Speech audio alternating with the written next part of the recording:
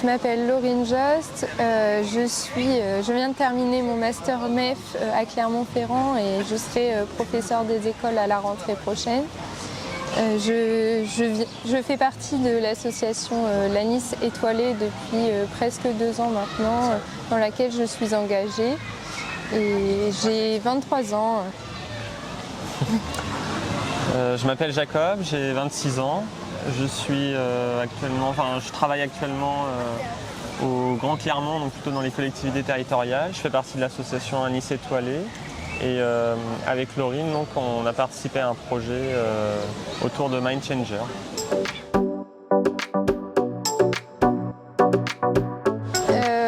Déjà beaucoup de rencontres et on a pu partager notre expérience avec tous les membres et tous les bénévoles qui ont participé à ce projet, notamment avec les ateliers de cuisine où on a pu échanger les différentes recettes qu'on a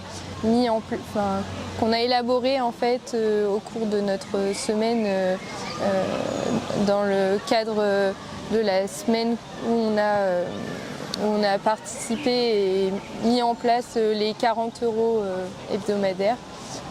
Voilà.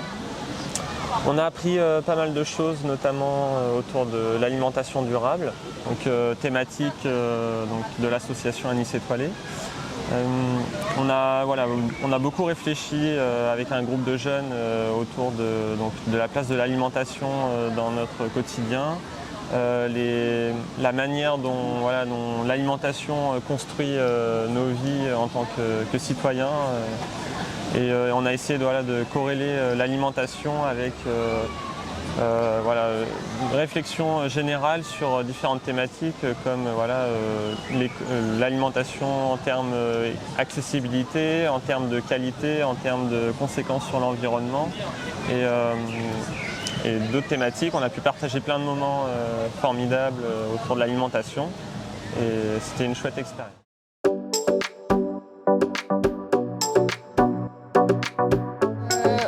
On s'est engagé depuis le Covid, on participait à un jardin partagé, déjà dans notre région d'origine, sur Blois, et aussi depuis on continue à s'engager dans les associations et voilà, celle d'Anis Étoilé principalement. Oui, pas grand chose à rajouter. On a toujours été plus ou moins engagés, mais cette année, plus particulièrement avec Anis Étoilé, on a eu l'occasion d'approfondir, de creuser cette thématique sur laquelle on a travaillé tout au long de l'année. Et habituellement, on est plutôt dans des assos, mais sans vraiment participer. Là, on a vraiment participé activement à l'élaboration et la co-construction d'un projet. Donc, c'était ça qui était chouette avec ce projet.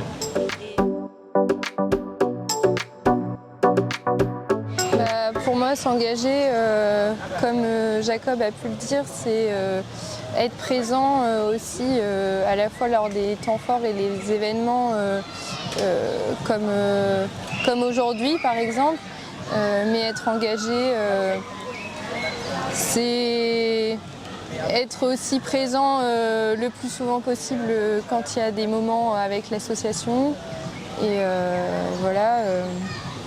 C'est essayer de toucher le public, essayer de raconter ce qu'on fait, essayer j'aime pas trop le terme, mais de sensibiliser, enfin au moins de partager partager des moments avec des personnes qui sont intéressées par ce qu'on fait et essayer de montrer que un peu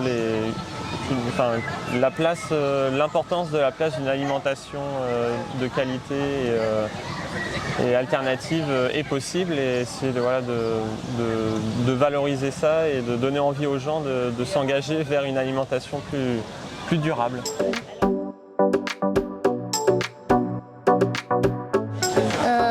Peut-être dans les différents événements, il faudrait aussi faire connaître ces associations. Peut-être que les jeunes, parce qu'on parle des jeunes, mais ne s'informent peut-être pas assez sur les associations locales qui existent.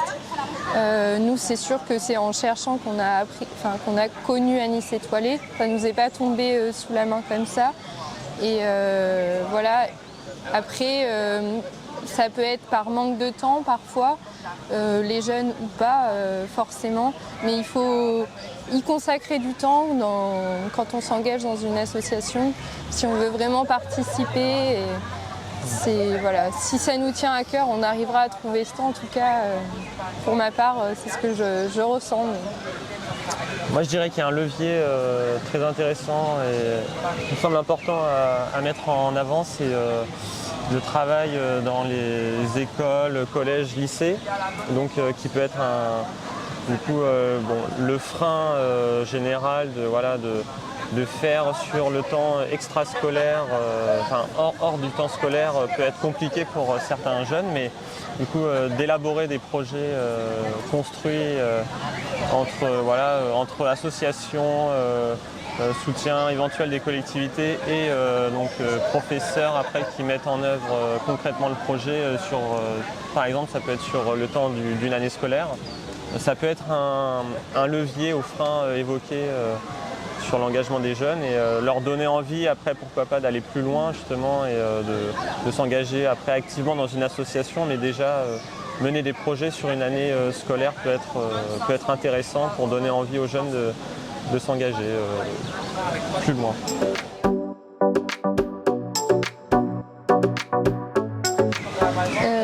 Les objectifs de développement durable, pour ma part, alors pas avant de connaître l'Anis Étoilé, moi je connais par le biais d'une mémoire que j'ai conçue au cours de ma deuxième année de master sur les 17 objectifs de développement durable qui existent.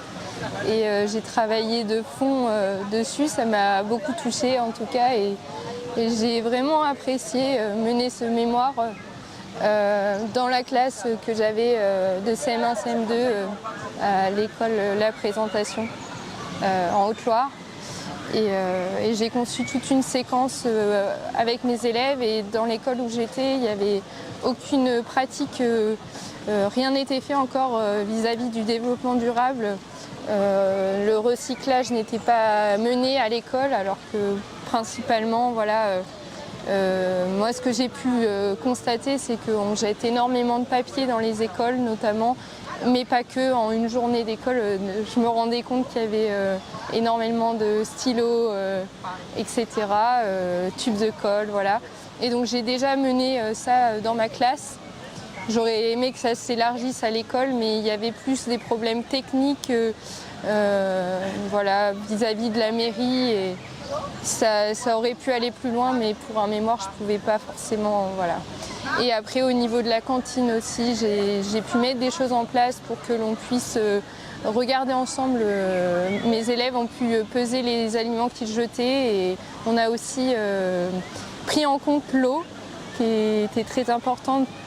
On avait 9 litres d'eau par jour qui étaient gaspillés sur 100 élèves environ. Voilà, donc moi j'ai été assez... j'ai trouvé mon sujet de mémoire rapidement parce que ça me parlait et j'avais vraiment envie de travailler sur ces objectifs de développement durable. Là. Pour ma part, je connaissais de loin, je voyais à quoi faisait référence l'acronyme. Ainsi que je connaissais quelques actions un peu génériques, on va dire, des ODD, mais sans plus.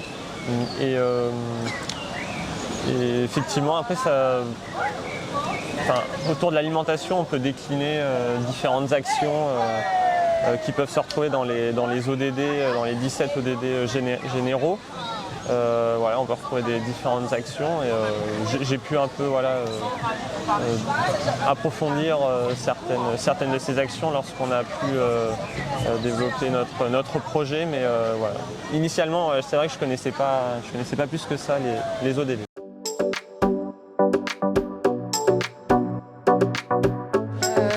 j'ai pas les intitulés forcément en tête, mais peut-être l'alimentation. C'est vrai que du coup, en ayant connu avec l'anis étoilé, ça me tient vraiment à cœur. Ou aussi autour des déchets qu'on retrouve, déchets plastiques dans les océans. Voilà, c'est quelque chose qui me tient à cœur aussi. Pour ma part, ce serait peut-être plus pareil, j'ai pas forcément les acronymes, tous les ODD en tête, mais plutôt l'eau, la préservation de la ressource en eau, et notamment en termes de pratiques de jardinage, où je fais beaucoup attention à l'utilisation de l'eau et j'utilise beaucoup de techniques pour utiliser le moins possible d'eau et pareil dans la vie quotidienne pour ne pas gâcher cette ressource précieuse qu'on nomme aussi l'or bleu.